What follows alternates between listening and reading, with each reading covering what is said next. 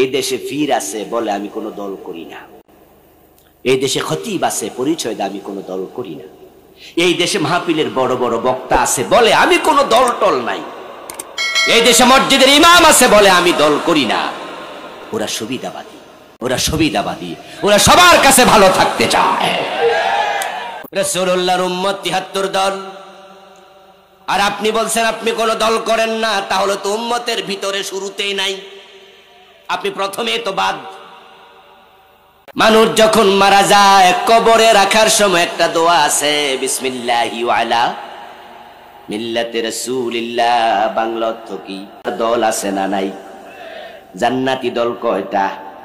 এটাই রাসূলের দল।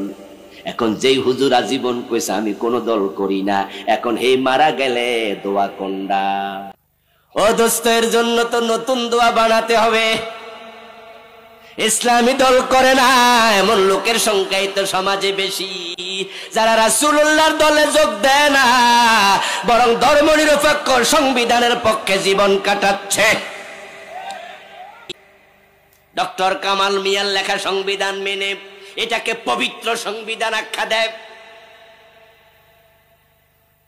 দেখবেন আমাদের নেতারা বাংলাদেশের সংবিধানের ব্যাপারে কথা উঠলে কয় পবিত্র সংবিধান, অথচ তারাই এই সংবিধানটাকে 17 বার ফালদাইছে। তো 17 বার যে ফালদাইলো পবিত্রতা আসেনি না অপবিত্র বানাই ফেলছে। ঘটনাটা কি হইল? সংবিধান কি 17 বার চেঞ্জ হয় নাই?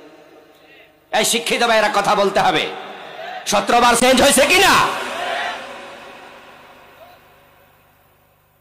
তাহলে 17 বার যে চেঞ্জ করলেন পবিত্র থাকলে কেমনে করলেন?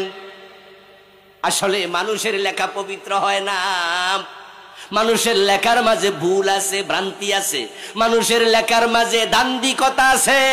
তাই তারা যখন দেখেছে সংবিধানের এই আইন উনাদের ভালো লাগে না, তখন পরিবর্তন করে ফেলেছে। আমরা ঘোষণা দিতে চাই, কোরআন থাকতে কোন সংবিধান মুসলমানের লাগে না।